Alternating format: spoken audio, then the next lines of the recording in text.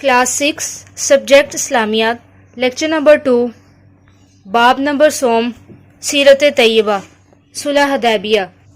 6 हिजरी में मुसलमानों कुफार के दरमियान एक मुआहिदा हुआ जो तारीख में सुलह हुदैबिया के नाम से मशहूर हुआ। चूँकि ये सुलह हुदैबिया के मुकाम पर हुई थी इसलिए इसको सुलह हुदैबिया कहा जाता है।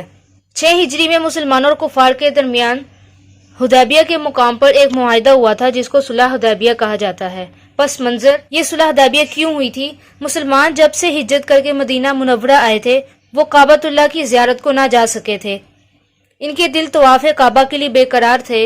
हुजूर सल्लल्लाहु अलैहि वसल्लम का भी ऐसा ही हाल था। 6 हिजरी में आप सल्लल्लाहु अलैहि वसल्लम ने ख्वाब देखा कि आप सल्लल्लाहु अलैहि वसल्लम सहाबा कराम के साथ बैतुल्लाह का तवाफ़ कर रहे हैं। आप सल्लल्लाहु अलैहि वसल्लम ने सहाबा कराम से इस ख्वाब का जिक्र फरमाया तो सहाबा रज़ी अल्लाह अन्हुम बेहद खुश हुए। उन्होंने इसे गैबी इशारा समझा। गैबी इशारा मतलब अल्लाह की तरफ से हुक्म, और सफ़र मक्का की तैयारियां शुरू कर दी। रसूल सल्लल्लाहु अलैहि वसल्लम ने मदीना मुनव्वरा के गिरदो नवाह के मुसलमान आबादियों में ऐलान करवा दिया। गिरदो नवाह का मतलब मदीना मुनव्वरा के इर्द गिर्द की आबादियाँ, कि जो लोग ज़ियारत बैतुल्लाह का शौक़ रखते हैं वो आप सल्लल्लाहु अलैहि वसल्लम के साथ रवाना होने की तैयारी कर लें।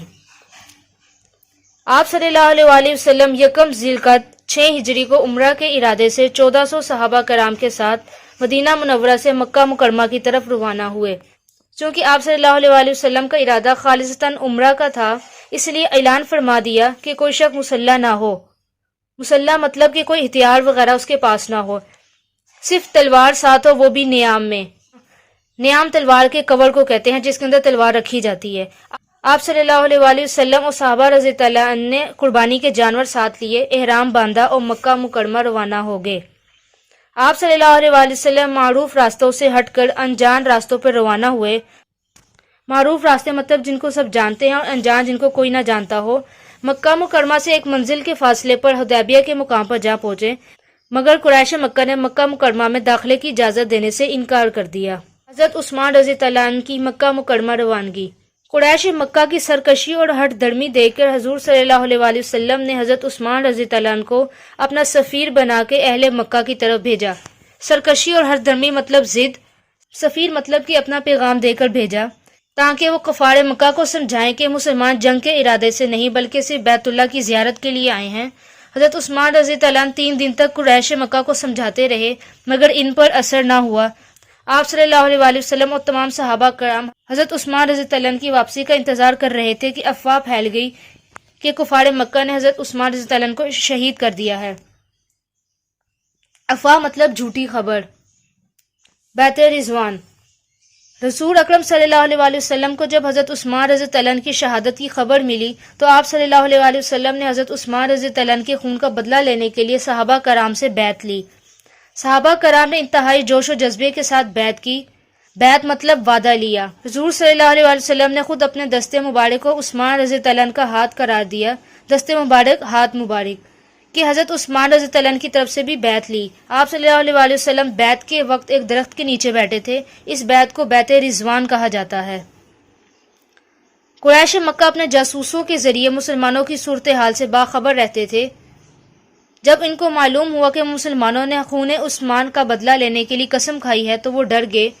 उन्होंने ना सिर्फ हज़रत उस्मान को वापस मुसलमानों में पहुंचा दिया बल्कि अपना एक सफ़ीर सुहेल इब्ने उमरू को भी सुलह की शराइत तय करने के लिए आप सल्लल्लाहु अलैहि वसल्लम की खिदमत अक़दस में भेजा। इसने खासी तवील गुफ्तगू की ताहम सुलह हो गई। इस बैत का जिक्र कुरान मजीद में भी इस तरह आया है। तर्जुमा: ऐ पैगंबर, जब मोमिन तुमसे दरख्त के नीचे बैत कर रहे थे तो खुदा इनसे खुश हुआ और जो सिद्क़ खुलूस उनके दिलों में था वो इसने मालूम कर लिया। इस बैत को इसीलिए बैत रिजवान कहा जाता है। सुलह हुदैबिया की शराइत। सुहेल इब्ने उमर कुफार मक्का में बड़ा अक्लमंद और मोतबर माना जाता था। मोतबर जिसकी सब इज्जत करते हों। इसने जो शराइत पेश की वो दर्ज झेल हैं। मुसलमान इस साल उम्रा किए बगैर वापस लौट जाएं, अगले साल आएं और मक्का मुकरमा में 3 दिन क़ियाम करके चले जाएं। क्या मतलब रहना।